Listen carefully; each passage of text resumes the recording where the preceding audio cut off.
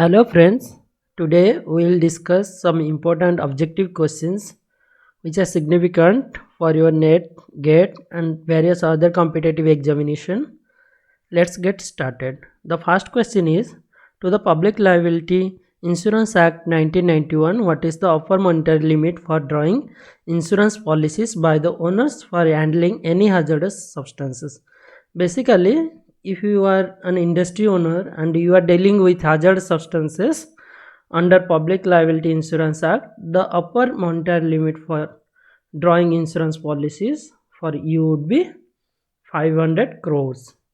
Second question is, under Montreal Protocol, developing countries are required to phase out the HCFC by the year. As you know, Montreal Protocol was held in the year 1987, and as per that, ozone depleting substance needs to be phased out. Earlier, it has phased out chlorofluorocarbon, and chlorofluorocarbons are replaced by HCFC, but we have seen HCFC are causing greenhouse gas effect. So for that, HCFC needs to be phased out. So the cap given to developing countries that they are need to phase out their hydrochlorofluorocarbon by the year 2040. The third question is, when industry with red category is to be established, it is necessary to have public hearing or inquiry under the procedure called as. The answer is environmental impact assessment. As you know, environmental impact assessment has various stages. First one is screening, followed by scoping. Third one is public hearing. So the answer is environmental impact assessment. And regarding industry category, there are four categories of industry. First one is red category, second one is orange, third one is green, fourth one is white. Red category is having pollution index greater than 60. The more is the pollution index, the more that industry can pollute the environment.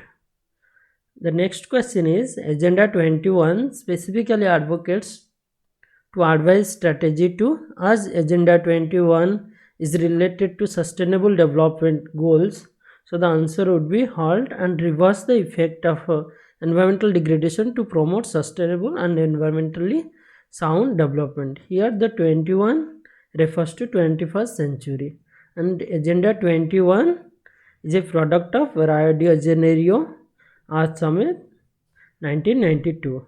Then the next question is, Convention on Biological Diversity adopted at the United Nations Conference on Environment and Development in 1992 aims to curb destruction of. As you know, since this convention is on biodiversity, we need to protect the biodiversity. So when we talk about biodiversity, it includes biological species, ecosystem, habitats. So the answer is all of the above.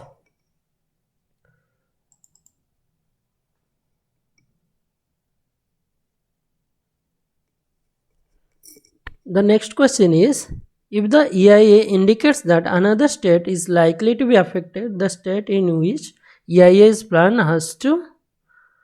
The question is basically regarding if at one place EIA is happening and that place is common to two states, or in any way that EIA study is going to affect another state, the state in which EIA is occurring has to transfer all the relevant information to the other state which is likely to be affected. So the answer is transmit to the affected state any relevant information from the EIA concerning it. Next question is, under Kyoto Protocol, the percentage reduction sought to be achieved in CO2 emission from 1990 level by the year 2012. So the answer is 5.2%. Whatever the CO2 concentration is in 1990, that should be reduced by 5.2% by the year 2022. The next question is, cost benefit analysis is required in case of proposal involving clearance of forest land. If you are going to clear a forest land greater than 20 hectares, then cost benefit analysis is required. So the answer is greater than 20 hectares. Next question is, A management tool comprising a systematic, periodic, and objective evaluation of how well an environmental organization, management, and equipment are performing is known as environmental audit. As you know, every industry or environmental organization has to do audit, and audit has been divided into three parts like pre-audit, audit, and post-audit. So all the organization dealing with environmental waste or anything of that sort has to do environmental auditing. So it's a systematic, periodic, and objective evaluation. Next question is, choose right expansion of CITES of 1975. CITES stand for Convention on International Trade in Endangered Species of Wild Fauna and Flora. It was signed in the year 1975, and as per CITES, endangered species of flora and fauna should not be traded across the world. The next question is, ecologically sensitive and important areas, breeding and spawning grounds of marine life, etc., are categorized in the Coastal Regulation Zone, that is CRZ 1. We have Coastal Regulation Zone notification. Like there are various notifications started from 1991. We have the latest notification in 2018, 2019. So as per that, the Coastal Regulation Zone 3 has been divided into two subclasses like Coastal Reduction Zone 3A, Coastal Reduction Zone 3B. In Coastal Reduction Zone 3A, the population has to be greater than 2161 per square kilometer. And for Coastal Regulation Zone 3B, the population density has to be less than 2161 per square kilometer. Sometime we'll discuss details about Coastal Regulation Zone.